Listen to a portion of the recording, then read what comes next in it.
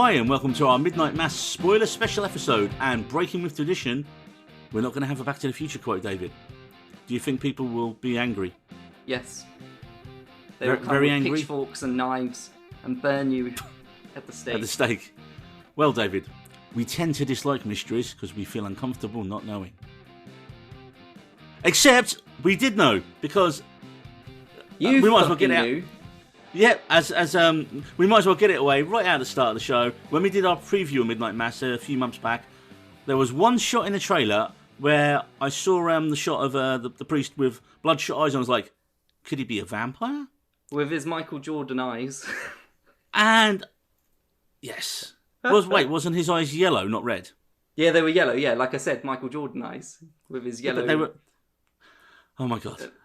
But yeah, no. So Insert clip here. It's going to be about this haunted guy going back to his hometown. This priest's going to rock up, and everyone's going to think he's like the saviour of the place. The guy's going to probably think, oh no, he's actually a bit dodgy, and we should stop him. And then it's going to be like a fight for the soul of the island and all the people on the island. That's what I'm getting from the trailer anyway. Do you know when I saw that bloodshot eye, and I was like, could that be vampires? Yes, David, how do you feel about that? I fucking believe it. Genuinely, I was like, when I saw there was that a box in general, yeah, and then the scene of everyone flying about, or there was that scene of basically episode like, 1, a yeah, drone just going around. There's something flying. Like, oh god, and then episode 3, I think, was the one where it was like blatantly obvious. Well, they straight up tell you that it's vampire. An right, angel. at the end of, basically, without saying the word vampire, because they don't say it for. They never say the word vampire. But I was just like, choice. After that episode end and the credits rolled, I just turned to Natasha and was like, I can't fucking believe Neil was right. and of course, she had no idea what I was talking about. But terrible. So you're telling me you don't make your other half listen to the pod? I don't force her to. She does do it occasionally, but I'm not going to be there like with a gun. You will fucking listen to this. It takes up every fucking Saturday morning. You will listen. Hang on, bear with me. I need to close my door. It's still open. Get closed. Live podcasting. Okay, Amazing. sorry about that. Right, so yes, Midnight Mass is the new show from David's man crush, Mike Flanagan, and even though I do still think his Doctor Sleep is better than Shining and David doesn't, way to start with controversy, but David, let's see how much of a Flanagan you really are, and if you know any of these following fantastic Flanagan facts. I'm not going to know any of these facts. I cannot believe I got all of the Fs out in one go there. Okay. So, here's some trouble information, first of all, David, that Mike Flanagan is actually only a month or two older than me. He's only a month or two old? Okay. Than me, yeah. So that's disturbing. How old's especially Kate Seagull? Not as old, but not far. Yeah, there's not like a big gap between them, is there? They're like fairly similar in age. No, not that that's really relevant, but I was just thinking he's married, exactly. so I was like, oh, are they around this? Yeah, I don't know why that immediately crossed, but go on. Anyway, he's only a month older than you, Neil. And are you going to reveal your age, Neil? No, but I'm sure if people Google Mike Flanagan, they could pretty much figure it out. And also, I have the similar hairstyle as him, so yeah, you know, it's great when you're looking at him. Yeah, you're both beautifully bald. Yeah. Cheers for outing me as bald on the pod, David, even though we did actually post a picture, I think, ages ago for our BAFTA special. But anyway, getting back to the Flanagan. You send so many little selfies of yourself in the cinema. Of course, man, of course. With the light. Anyway, getting back to the Flanagan, he was born in, of all places, David. Do you know where he was born? Pennsylvania, I have no idea. No, Salem, Massachusetts. Yeah. So I guess that kind of figures into his background. Do you know what? I went to Salem once, and we were docked in Boston, and I got into an argument with a lady at the Salem Witch Museum because she wouldn't let me inside to film for our ship's DVD that I was filming. So I had to stand outside in the rainy park filming squirrels for an hour. It was not the best video I shot. Yeah, but that's not a bad. I wouldn't mind watching some squirrels. Everyone loves squirrels. Yeah, but it was dark and rainy. Could you have got some raccoons? Around Halloween. There were raccoons in Massachusetts. I didn't see any. There may be. But no, I just saw squirrels, David. Okay. But, so I made a little 2.5-minute video of squirrels jumping from tree to tree in super close-up and then put, like, spooky music over it. It was a choice. That could be why Mike Flanagan's That could actually be why Mike Flanagan's much more successful than me. Were they over, like, like graveyards and stuff, like, with spooky smoke effects going around? No, because it was just a regular park. You should have like zoomed in on them eating a nut and like burying this nut and being like, Okay, yeah. Anyway, after several short films, Flanagan debuted writing and directing with the self-funded indie horror Absentia in 2011, starring Katie Parker, Courtney Bell and Dave Levine, which he filmed for only $70,000 in his own apartment. Have you seen that, David? I haven't seen Absentia, no. I think the first one at Cineviz was Oculus. No, me neither. But it does involve a plot with a woman and a sister, and it links to a mysterious tunnel and disappearances that includes her own husband. So, standard Flanagan. Next up, you were right, was Oculus in 2014, starring Nebula and Starbuck, Karen Gillan and Katie Sackhoff, and it's a story of a haunted mirror that takes place with two different plot lines in two different timelines. Now, the film was a modest success, bringing in $44 million from a £5 million budget, and Flanagan quickly moved on to Before I Wake in 2015. Oculus is good, though. Have you seen it? Have you seen Oculus? I've seen a bit of it and fell asleep. I think it gets a bad. I feel like people like sort of miss that film. I think it's decent. Because it gets a lot of like bad ratings and reviews and stuff, but I think it's okay. It's not the worst horror film ever. No, I mean there's loads of terrible. It's not making my top 10, but it's a decent horror. Well, Flanagan quickly moved on to Before I Wake in 2015, which seems like it didn't do as well because it only made $5 million. But then you have to take into account. Do you know what the budget for that film was? Before I Wake, I'm going to say 100,000. $2,000. Oh, okay! Wow. So that's quite a success. $2,000. $2,000 apparently. Yeah. Why would he make a film for $2,000 if he had $70,000 on his own sort of? It's almost like gone backwards in terms of funding. But okay, wow, that's really impressive. They made that with $2,000. And then, of course, moving on, which you can see on Netflix right now, is also Hush, which he made in 2016 with his new wife, Kate Siegel, as the lead actress. And somehow he also found time to make Ouija Origin of Evil, which again, $81 million from a £12 million budget. So you can see here that Flanagan is cementing in his relationship with Netflix because he started with Hush, and then he moved on to 2017 Stephen King's adaptation of Gerald's Game. Yeah, Hush is really good as well. If anyone hasn't seen Hush, definitely go and watch Hush. Well, that's me because I still haven't seen that. But have you not? Netflix, no, dude, it's really good. Like, do you know, like home invasion horrors? They're not really scary anymore. Like the slasher home invasion sort of. But Hush, genuinely, it's genuinely really good. Does someone just hold their fingers to their lips and then stab someone? Yeah. Oh, whilst wearing the scary mask. Yeah, of course, standard. Yeah. However, it was Flanagan's 2018 show on Netflix, and an adaptation of The Haunting of Hill House based on Shirley Jackson's classic novel that was really Flanagan's biggest success to this point. Now, that show made it onto most people's best of lists at the end of the year, and it was probably one of the most genuinely scary and make you jump shows I think we've all seen in quite a few years. Yeah, Haunting of Hill House is fantastic. Brilliant. Best jump scare ever as well in there, which we talked about. The car scene, yep. Insert clip here. Insert clip here. You don't need to do that. It doesn't work. Well, it doesn't work on audio and podcast, and we can't actually do it because, rights and stuff. You don't want Flanagan suing you. However, then he moved on from Haunting of Hill House to do the impossible and try and make a coherent sequel to The Shining that pleased fans of the original, people who were not fans of the original, and even Stephen King himself. Yeah. Did you mention Gerald's Game? Yeah, I did. Oh, I missed it. Sorry. Okay, go on. I don't want to do that line again. But I've got little good little trivias about Gerald's Game, and I think it's Hush. The Midnight Mass makes a little reference in both. Yeah, I know because I've done research. Well, was that a part of your Matt Flanner facts? No, because I got better ones than that. Well, no, that's pretty cool. If we're talking about Midnight Mass, the fact that Midnight Mass makes an appearance in two of his earlier works, it's a book for both of them. It's on the mantelpiece in her bed or something in Gerald's Game, and I mean, Hush, I think she's just walking with it. I think it is. Amazing. I think it's on the bedside table. When she's trying to get the glass of water. Yeah. When you can see it up there. Before I was so rudely interrupted, I was mentioning about how he made Doctor Sleep, which, as I say, in my opinion, is better than The Shining. And if you want to hear, your opinions, but it's an opinion, and all other opinions have tainted now because of that one. You're a taint. Anyway. If you do want to hear me and David argue at length about The Shining versus Doctor Sleep, then that was actually our first ever podcast. So, you can find that on our Buzzsprout page. That was our first ever one. That was our main feature, arguing about Doctor Sleep versus The Shining. But we're not here to argue that because we've already done it.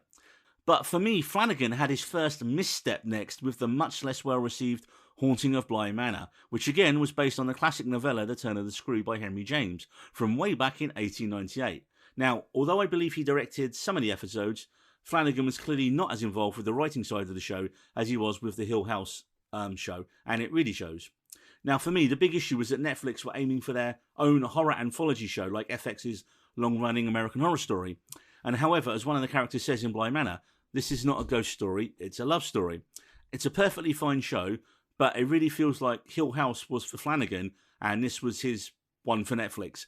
By him being involved with Bly Manor, Netflix would let him do his own show, which probably nicely leads us to the show we're going to talk about today, David, which is Midnight Mass. Do you agree with that? Do you think that was kind of one for them, one for him? No. I don't think they were going for an anthology, because I think his next one that we'll talk about later is kind of going back to what is sort of maybe they're going. You go do this one. It sounds like they was like we want The Haunting to be a ongoing series, and he was like, I don't really have a story, and he's like, just adapt another book, and he found one. I mean, he did say in an interview recently, didn't he, that he keeps looking for other books to adapt to do a third series.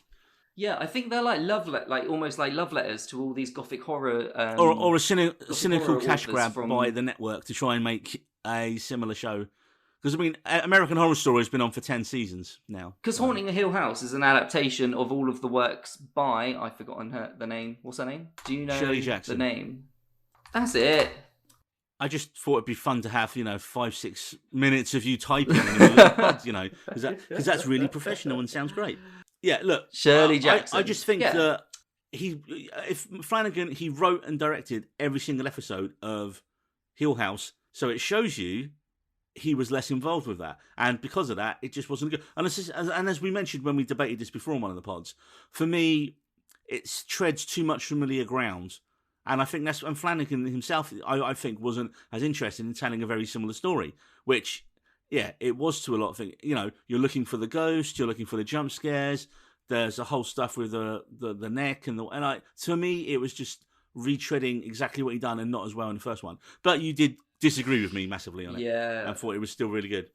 I do agree with you when you say you're looking for the ghosts, because once you discover that there are those hidden ghosts in the Haunting of Hill House, it's like, oh wow, amazing, But going into the next one, you are sort of looking in all the corners and not necessarily paying much attention to the story because you're trying to find all these. And you're familiar with the story because it's very. Although they're like you say, one's a horror, one's. It was very similar. Yeah, I don't disagree with you wholly, but I don't.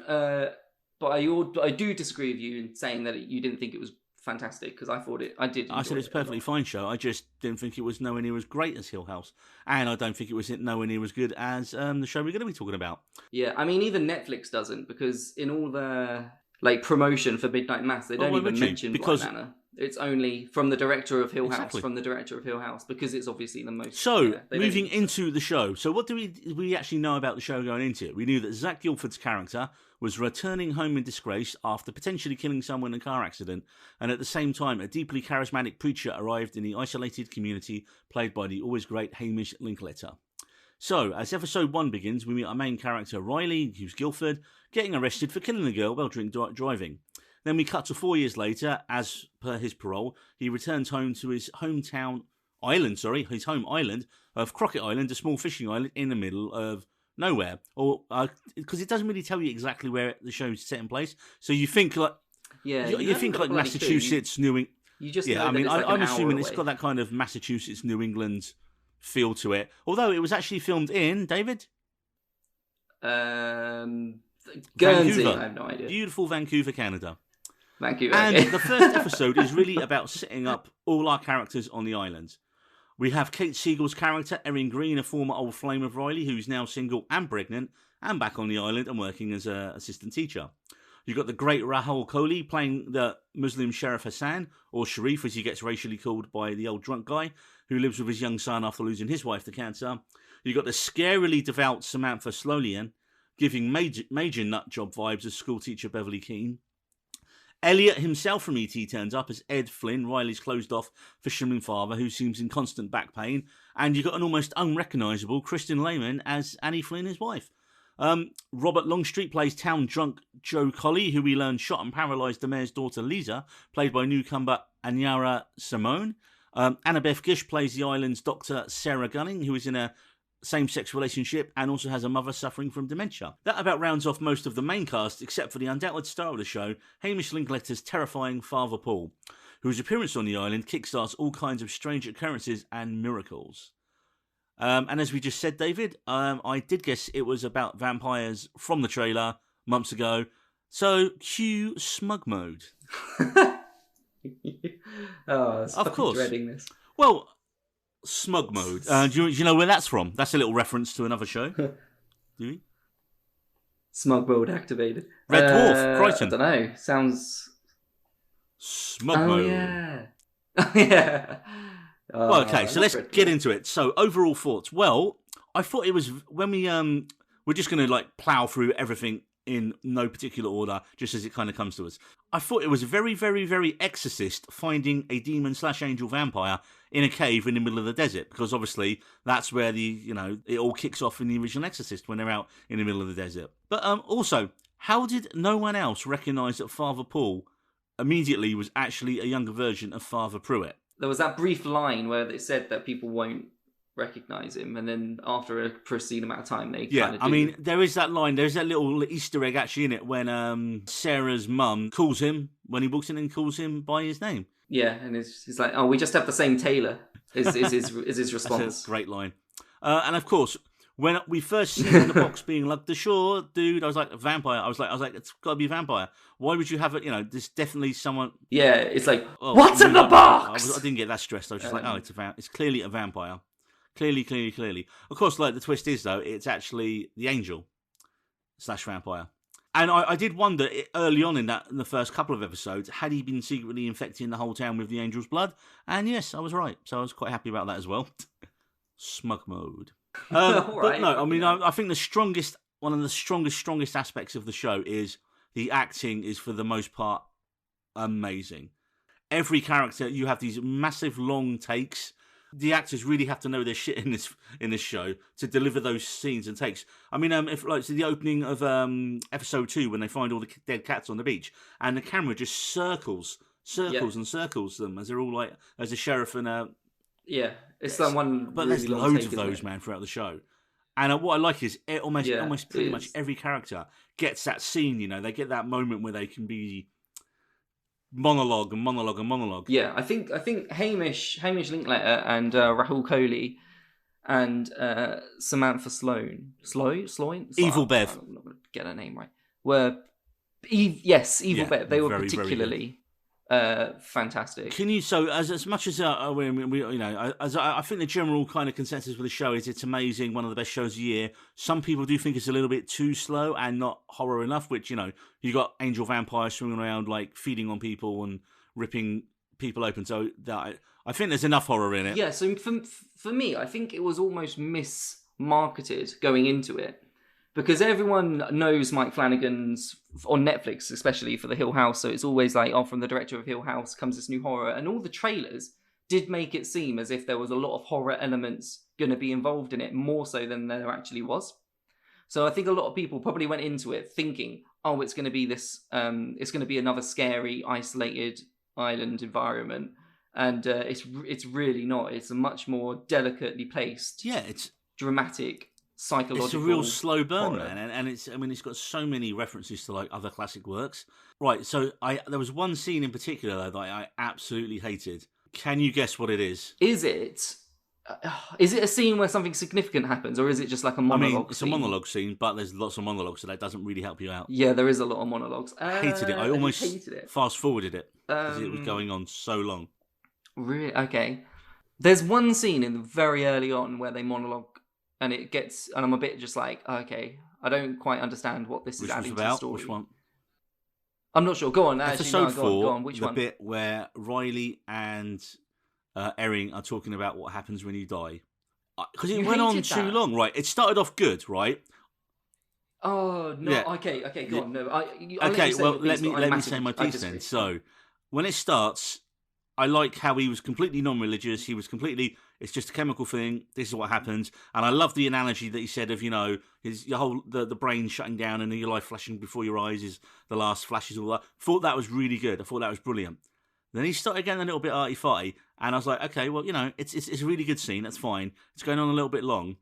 And then it cut to her, and we had the exact same stuff from her. And because when the camera was slowly pushing in on him the whole time, and when it cut to her, I was like, oh no, we're going to have, and it seemed like 8 to 10 minutes, man. And it just lost me. I was just like, oh my God, just stop blathering on about utter bullshit. And I know you're going to completely disagree with me, but that scene just took me out of the show at that point. It started off great, and like you say, it's nothing to do with the performances. It's just, it didn't need to be that long. So I can understand that you didn't miss the length of it, and there are, like we mentioned, you mentioned there are a lot of monologues in the show, and some of them are just like, okay, come on, let's continue. So that was my exactly. And I don't think we needed her. That scene, however, when I watched it, that scene was probably the scariest scene in the entire show for me. Genuinely, it had me crying. I was crying on my sofa trying to hide it from Natasha because it's too real for me. That fear of death and the fear of not knowing what happens after you die, it's all too fucking real. Like yourself, do you know how we both have a fear of flying? And what is it about that flying? It's that unknown it's that moment of when you're plummeting, you know you're going to die and you don't know what's coming after it. I had that sensation running throughout the entire time I was watching that scene. And Riley's depiction of death was almost too fucking real. It was almost too, specific as to what happens. And it genuinely gave me goosebumps. It genuinely brought tears to my eyes. And okay, but then what about when it cuts to Erin? Riley's stuff was great. But when it cuts to her, and it isn't as good. To her, you get the more emotional side of it because she's dealing with a. But she doesn't know that at that point. So that also really, does she? She doesn't know what happens at that point. Out of me. Yeah, but she'd known the baby had died, and so she'd known her baby had experienced this, or whatever. She'd like to have thought that, and she'd like to have thought that she'd see her baby again later on in life, and so that brought an emotional response out of me. It did its job. I thought, as I said, I thought Riley's stuff was trying to do, but it just went on too long for me, and I was like, okay, it starts off well, and he, like you say, he described what happens in almost forensic detail exactly right, and I was like, yeah, that's good. That is very realistic. That is really, and like you say, that's why it was very affecting for a lot of people. But then when we had to hear just her spouting a bunch of random, and it was just like, oh, it was all this arty-farty, oh, it could be this, and I was like, I don't, after how real his one was. I don't know what you mean arty-farty. I don't think it was arty-farty. I think it was the religious response. I think it was the hope that because she just lost her baby, it was the hope that there was something left afterwards. I was just bored for her. I was just bored at that point, I'm afraid, man. Okay, you have no soul. I mean, if you think that's the best scene of the whole show, man, then I love the fact that the scene I didn't like. I didn't say the best scene. I said the scariest. That's not the scariest scene of the whole show. Dude, it's scary, not as in, oh my God, there's a scary fucking creature that's going to come out and bite me or kill me or whatever. But it's scary in the fact that but I think that's more down to what you... Genuine horror that everyone experiences. Everyone. If you say that you're not scared of dying, you're fucking lying straight up. You're bullshitting. I'm not saying... You're not afraid of dying. That's not what I was saying. I wasn't saying that. I think you've put more into the scene than I think is there. Which is good in a way, because it means Flanagan's obviously, he's got that response from people. Just didn't get it from me. I was bored, but I was bored. I thought Riley's stuff was good. When it cuts to Erin, I was bored. I was like, oh God, we've just had someone talk about what it is. We don't have to have someone else do it.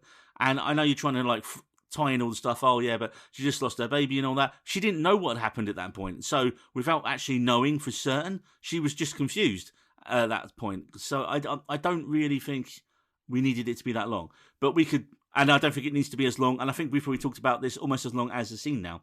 So I think we'll move on from that. But do you know what? I didn't even recognise that it was Henry Thomas playing Ed Flynn at one point. Yeah, this is probably why we didn't notice him in the trailer. Because we were like, Henry Thomas is in this film. Where is he in the trailer?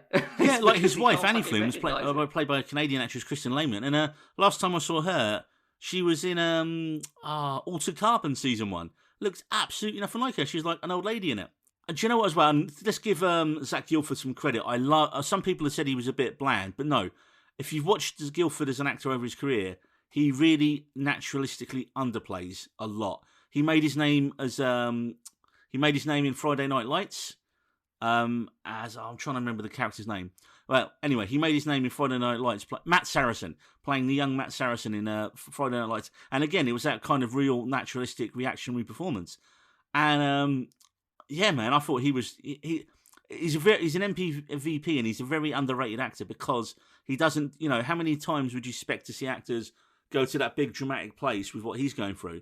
And it's a very internalized performance, He's very quiet and nuanced. I don't disagree with you, but I think a lot of people might have thought that because he gets outshined by. But you need that dynamic, and there's that bigger personality in the scene and his very subdued personality, which when you're going against each other, that bigger personality is gonna shine more. So you do lose those subtleties. Yeah. So I think potentially that's what maybe people were thinking. But I agree as well. I thought he was good. I thought his Which one? death when it came. He got killed twice in 2 episodes. Good point. The screaming fire scene. The action figure, which is available now, which you sent me a picture of the other day. That was it. Yeah. We should tweet it. It's that's a spoiler. That's a spoiler. These action figures is from Twitter or something. Definitely. It is. Oh yeah, it is a spoiler. Yeah. But the death of the drunk. I forgot his name. What was his name? Colley. The character. So the death of Joe Colley. That genuinely made me sad because I thought like he was one of the better actors and better characters in the show, and I wanted more from him. So when he died early on, I was a bit like, Well, I want to see you. I was going to say actually, I think it was around episode 4. I just immediately thought, I was like, how did Father Pruitt, Paul, as it were, not see that thing was actually a demon and he's being manipulated by it, who thinks it's an angel? I mean, it was so. And I was like, he does kind of explain it in the last episode, which we'll get to later. But I just thought at that point, like, what? But I was like, you're a priest and man of God. Can you clearly not see this is a demon? Like, how as his character himself, how could he not see? Oh, that's clearly a vampire. Well, Neil, that's the whole idea behind it, isn't it? They were saying basically that angels and this is all referenced through the scripture that they kept that they were spouting out, that angels and vampires could well be one in the same. That was what they were basically saying throughout, right? So when he's on a pilgrimage, he gets lost in the pilgrimage. In the desert, he finds this hidden tomb. He goes into this hidden tomb, and Val before him is an angel. And then he thinks, and then as he references in other episodes, where he's saying that people are afraid once they first behold the angel. Yeah. He's got his whole speeches towards the end where he kind of. So it's very well. I think it's really intelligently done how he weaves it together through scripture and the idea of the vampirism. Let's get on to Bev Keane, the real villain of the show. I mean, it is Bev's fault that everyone on the island dies. Oh yeah, because she decides to burn all the houses down for no fucking reason. No, so the reason is it's in script. That bit genuinely, I was a bit like, okay. Because it's in scripture that the house, like everything will burn, and then I was kind of just like, you aren't very smart. You've literally just murdered everyone on the island.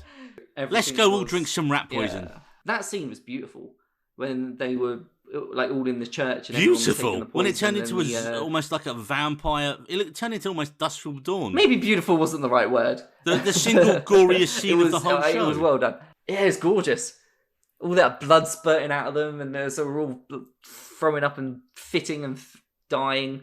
But when the sheriff's son takes the poison, and the sheriff's just watching on helplessly, it's so good. I think what makes it powerful is that as the show goes on, at the start you're like, oh yeah, this priest's evil. We're just waiting for him. We're just going to wait and find out, what he's done, and we're going to find out in the twist that he's evil. And you're like, actually, he believes, and like any good villain in a piece. he believes what he's doing is right. I mean, some of Father Paul's sermons are just absolutely breathtaking. Just the tone and register that he builds to. Yeah, dude, if he was my priest, I'd have paid a hell of fucking lot more attention during church, right? If he was the man standing up there as the voice of God, you bet your fucking ass I'd have paid attention to what he was saying. Got to mention Sheriff Hassan's speech when he got his big moment, when he got his 9/11 speech, and how he worked for the government before being sidelined was absolutely awesome. I bet you that's like when Raul Khalidi was looking at the script, he's like, yep, I'll sign me up. Weaved the Muslim faith and the Christian faith and the differences, and how he was basically fucking teaching people about the Muslim faith in that school. Yeah, that was a great scene. I was just like, fuck yeah. Fuck yeah. He was such a good character in the show. And the scene where they're praying towards the sunrise, sorry. Bravo. Give him the clap. Yeah. I also think probably one of the best episodes, and again, it's down to the power of the acting, is the one where Riley wakes up and has everything explained to him by Father Paul. I mean, it's essentially just two people in a room talking for over an hour, and yet it's one of the best two-handers you will ever see on screen. Do you know what was funny? As I was watching this show, I was like, this would make a really fucking awesome play.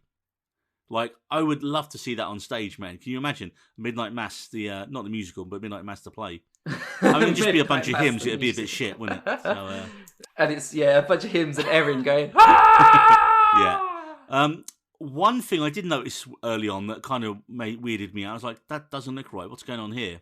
The old lady makeup on the Doctor's mother, Mildred, that did make me laugh because it was just. At first, I was like, this is really bad. Like, that's clearly a younger actress underneath tons of makeup, and I didn't get why it was so outwardly bad at the start. I suppose they'd done it on purpose, because I don't think if they'd done the makeup properly, you would have noticed, right? So I reckon they've deliberately done it on purpose to just plant that seed. Like, what's wrong with her? Yeah, potentially. But she was meant to just be an old woman. It wasn't meant to be anything wrong with her at that point. She was just old. She had dementia. You know, people who are old have dementia. The irony is the actress playing her daughter is actually older than the actress playing the mother in real life. So Annabeth Gish, who plays Sarah, is 50, while her mother, Mildred, is played by a young actress called Alex Esso, who is only 29. If you go back to that first episode, you meet all the islanders, you find out what the trauma or issue is in their life, and how Father Paul's appearance on the island, suddenly, he starts fixing everyone. He sorts out Ed's back. Lisa can walk again. Hallelujah, praise the Lord. See again. His wife can see. She doesn't need her glasses anymore. Loads of little on things. On a bigger scale, Mildred's dementia goes away, and she suddenly gets younger and hotter than her daughter. Her mother, sorry. Yep, she's taken back to her prime. It did actually take me a while at one point, though, to realise that you have to die and be brought back before you turn into a vampire, whereas if you have just been dosed by the angel blood through communion, then you get some of the effects, but you won't actually burst into flames. Because I was a bit miffed when Sarah was explaining the blood to Erin in the late episode, and she put it in the sun and it just burned away. And I was like, but that's her blood, so if she went outside, does that mean that? And I don't think it was very, very clear at that point. I mean, it's probably just me, because they do actually explain later on, but not at the time. That, they tried to change a little bit later on that it burns away the tainted blood and left the real stuff. But on those shots, I'm pretty sure we just saw it all burn away, and I was like, oh. I think any time I thought there was a potential plot hole, or wait a minute, that doesn't make sense, or no, they wouldn't do that, almost within the same scene, Flanagan has an answer for you. So it just shows you how well it's written, and that any time you're thinking, no, that's bullshit. Oh, but that's why. Okay. I might not agree with it, but there's a reason, and it's solid. And like we said, how did no one actually recognise that Paul is Father Pruitt? And, of course, Mildred does, because she calls him John when he walks through the door. Obviously, we see the picture on the wall at the end, and then you're like, and even though we can't clearly tell in the first time we see that slow zoom in on the picture, when it kind of gets to it, we're like, okay, yeah, he's the same guy. You got that bit wrong in the trailer, where he's like, you know who I am. And you were like, is he Satan? He's like, no, because he knows who he is, because he's we didn't know that then, did we? I mean, No, but I'm just saying, you got something wrong. I think you're grasping at straws here, mate. Called it vampire. Let me have this, Neil. Yeah, that's like the wooden spoon, but, So moving on to, sort of the finale of the show, let's just talk about Bev. I mean, by this point, she gets shot, still survives, And everyone just wanted her to die. I mean, what a dick. Why was she just deciding to burn down everywhere? I mean, she is the reason that everyone died. And I just love that when she's trying to scrabble in the sand to hide, like, oh yeah, perhaps if you'd done that, I don't know, an hour earlier, instead of walking around like telling people to go and burn everything down, you might have actually survived. I'm not quite sure how it works as a vampire if you bury yourself in wet sand. Would that work? Yeah, I did think that. Why isn't anyone just like really fucking frantically trying to dig a hole a lot earlier than when she was trying to dig her hole? Why did no one go and hide in Joe's trailer? That didn't get burned down. Not that I saw. Because you see the kids hide out there, didn't they? But just a lot. There was that bridge that was like where the guys were standing on. They just fucking stand under the. There was a lot of probably, you know what? Go into a burning building that burnt a while back, and there's still just like little rafters. Just move around a little bit. Just You're not going to burn up instantly. Just try something. But I think at that point they'd, you know, accepted because of all these. I think hideous after the things massacre in the church, it doesn't really go the way that Beth thinks, that everyone's suddenly going to like worship and blah blah blah blah blah, and they're going to go out, because that's why they burn the boats, because they expect, she wants them to go out and spread the word and their vampire virus to the rest of the world. And of course we had one other big twist in the last episode where we find out that Father Paul, well, his daughter is Dr. Sarah, and he had a relationship. Yeah, this I didn't think was needed, if I'm honest. I kind of felt like it was like, oh, okay. And it's like, oh, by the way, this is your daughter. Oh, you've grown so well. Boom, and she gets shot. And then that's what turns him back, though, because I was like, and then he suddenly decides, oh, perhaps it wasn't a good idea to like turn everyone into That was really quick, wasn't it? Yeah, I feel But again, his reason for it was when he goes to save her, he's like trying to drip the blood in her mouth, and she spits it out, and so she's like, no, let me die. And that's what turns him. So that's, that's a good enough reason for me. It was too quick, maybe, and like you say, we didn't really need it. It's like that whole scene with the mother where they're like, you know, we're meant to end. We're not meant to live forever. We're meant to end. We're not meant to be immortal. Yeah, so Father Paul finally realises that it might actually be a bad idea killing people, then bringing them back to life with vampire angel blood. Did the angel vampire actually survive? I mean, it did only have 30 miles to cover. It died because she said that she could walk. But I thought that's just because she was in the sun and it burned the blood out of her. Do you remember? She says, oh, I can't feel my legs. That doesn't make any sense then, does it? It's because I think the angel died in that sunlight, so then she can't feel her legs again, so the effects of it have gone. That's what I got from that line. It's all tied to that one, like if you kill the master, everyone else reverts. See, they could have done the happy ending, didn't they? They could have killed her off and then they could have all gone back to normal again. Yeah, maybe, but... I didn't think that. That's a good point. That is what I got from that. That when she said that she can't. That's a good point. I just thought it was because they were out in the sunlight and it burned away. But yeah, like you said, because she's walking about all the time. Yeah, but with the blood in her, and it's not like it's been like a week since she's taken the blood. Okay, we found a plot hole. It'd been like plot hole. Excellent, we found one. I mean, here's my thing. Like, I just don't get, like, there had to be somewhere, some little tree or, basement on the island where they could have hid during the day. Like, I just get the whole island suddenly decides, oh yeah, let's just die and burn to death. I mean, it went a little bit Wicker Man there actually as well, with all the burning and the singing and everyone wandering around. Yeah, no, there was some really like there were some really good references to other horror films just scattered throughout. And okay, my only bit in the finale where I felt it dropped a little bit, and what do you reckon that is? In the finale where it just drops a little bit, I was like, oh, we don't need this. So I don't think it's the hymns, because I quite liked that, where they're all, that haunting ending where they're all burning that's singing awesome. The hymn. Yeah. I don't know. It was Erin's extended death scene again, and another long treatise on death, and talking to Matt Saracen in the boat. I was like, she did fuck all in the finale, but I run out and get chomped on, and like the whole thing. I mean, okay, so the bit where she's like slicing the angel's wings with a knife. I was like, why is the angel not noticing this? And then of course I was like, oh, because she's too busy gouging on her. Yeah, exactly. Blood. Which they explain in the scene, I think, just before that, when the kids run into just it, before that, and Lisa shoots it a couple of times, and it just kind of looks around and then just keeps eating. Just ignores her, yeah. Again, that scene perfectly leads into this, because I was watching it thinking, why isn't that fucking it? And then like, oh, yeah, of course. Because... Yeah. I kind of want to know how the angel survived for so long in the desert with nothing to feed upon. Well, rats and pilgrims. That's not really explained because you feel like it kills all of the cats because it needs to feed on something in the interim. So it's feeding on all the cats. That's why it's killed all of them. But then why? But then it doesn't really explain... Yeah, they could have explained a bit more about the relationship between Father Paul and the angel, the / vampire demon, because it kind of feels like he was in control of him at the start, and then he really wasn't as it went on. I feel like we mentioned that Father Paul and Mildred's storyline and about their daughter was really rushed, but then that's kind of key because we realise the reason he brought the angel back to the island was to restore Mildred. And I was like, was she really in it enough? Was it really established that much that she's the key reason he did it? I think if it had been over 2 episodes instead of 1... No, it wasn't. I'll answer that for you. I'll answer that for you. No, it wasn't. It was literally the last, half an hour of the finale where we discover all of that about him and his reasons. Yeah.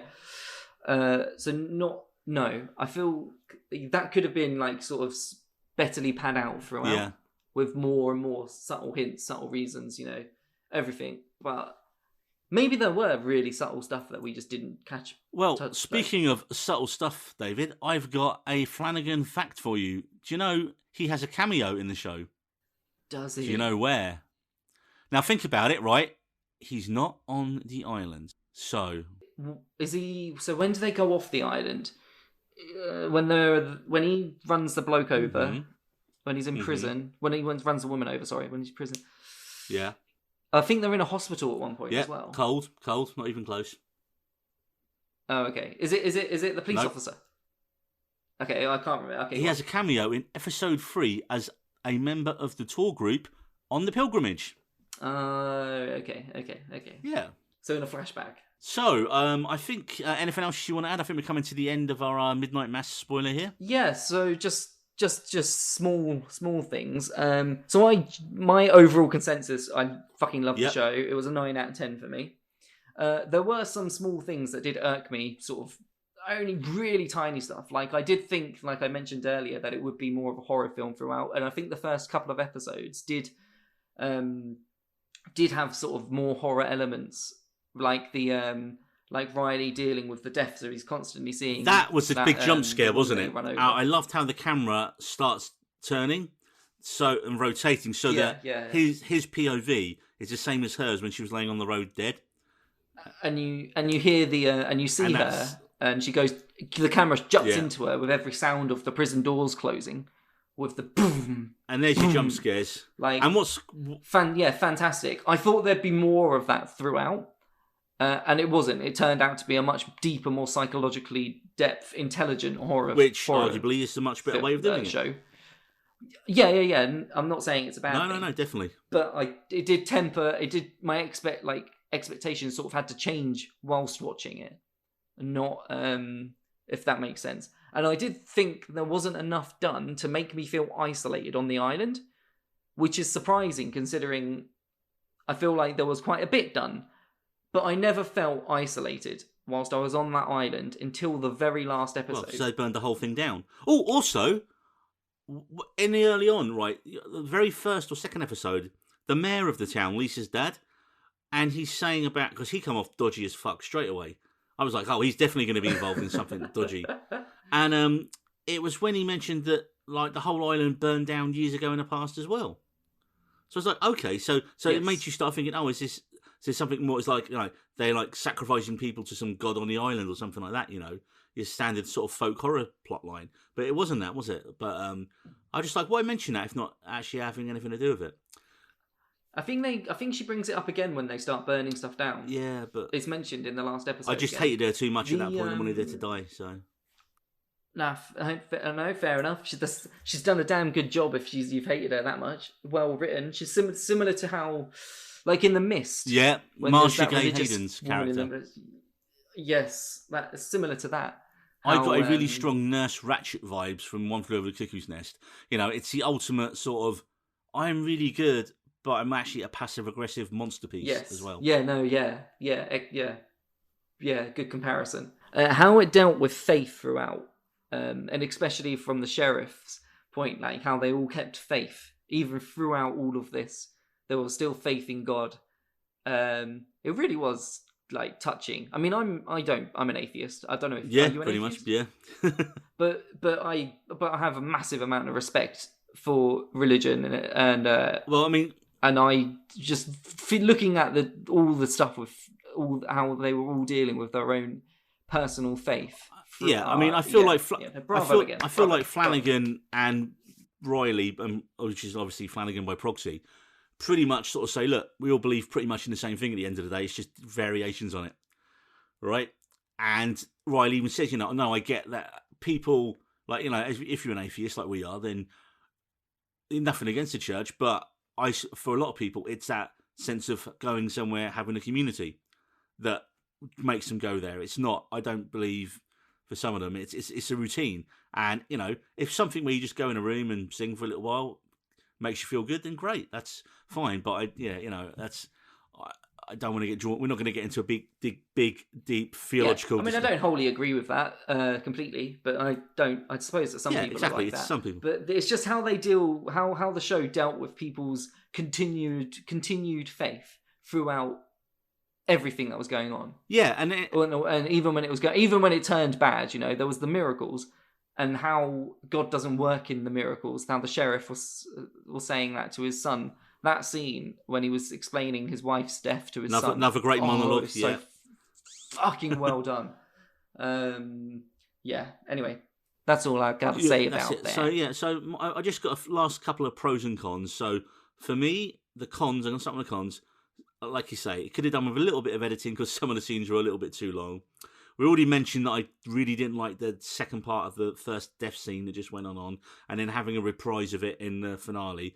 I thought having Riley come back for another flashback in the boat in the finale just wasted time when we could have spent a bit more time seeing the other characters saying their goodbyes and montaging it towards the end. I didn't need to see him just like, oh great, you're in a CGI sea boat somewhere. And like you mentioned as well earlier, it is more drama than horror. It is, and for the horror fans, it probably didn't have enough horror and bloody gore in it. But like we just both said, it's got much more of a psychological sense of foreboding dread to it that really messes with you much more on an emotional level than sort of, oh, I'm scared because there was a loud noise and a bit of blood. So my pros, obviously, like you, I'd give it solid 9 out of 10. One of the shows of the year, probably going to be somewhere around my top 10 of the year list. Very, very strong acting and writing throughout. Like you say, all the scenes feel real. They're clearly researched well. You can see why all the actors signed on to it because they just look at the show and go, great, I really get a chance to act here. And I get to act with really well done dialogue. I thought the cinematography was great. The island looked amazing. I mean, visually, you had the drone shots swooping through the island. I wasn't fantastically blown away, keen on the vampire shots. Yeah, well, yeah. I mean, the vampire was just, the flying shots. At the first episode or the second episode. So that does round up our thoughts on our spoiler special for Midnight Mass. So the last thing we have to mention is, well, what's next for David's man crush, Mike Flanagan? Well, he has 2 things coming up soon, David. Did you know about both? 2 things. I knew about the fall of the House of Which Usher. has nothing to do with the R&B rap star. Yeah, no, he hasn't got anything on Usher. No, what's the other one? Okay, so yeah, first of all, full of House of Usher, as we know at the minute, it's going to be an 8-part Netflix series of Edgar Allan Poe's short stories interweaving a almost Edgar Allan Poe-verse, if you will, and Flanagan's going to be directing 4 of the 8 episodes.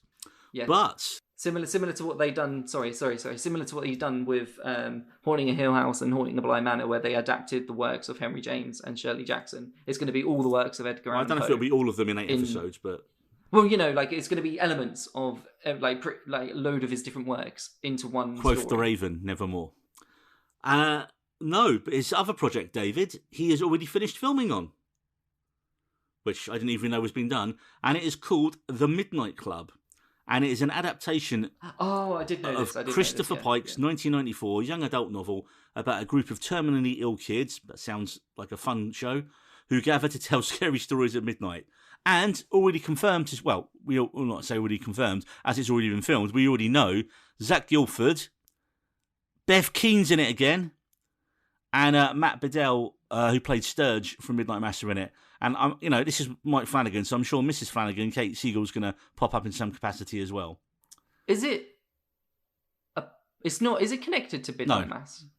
It's a separate book. It's not. No, in no way. It's like Flanagan's one of these directors, like Wes Anderson or Christopher Nolan, who he has his actors and he likes who he always recasts the same actors in different roles and stuff.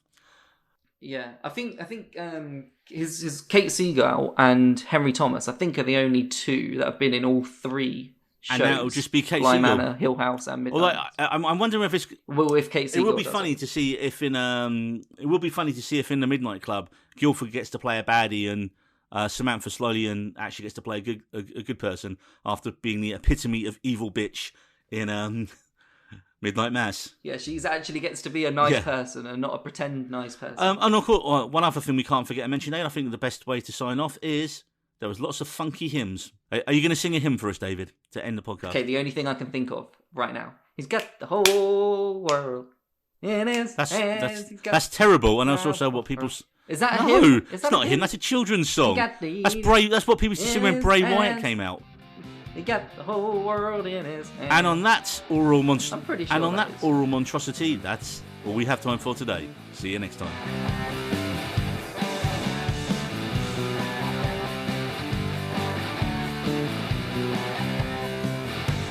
We needed roads.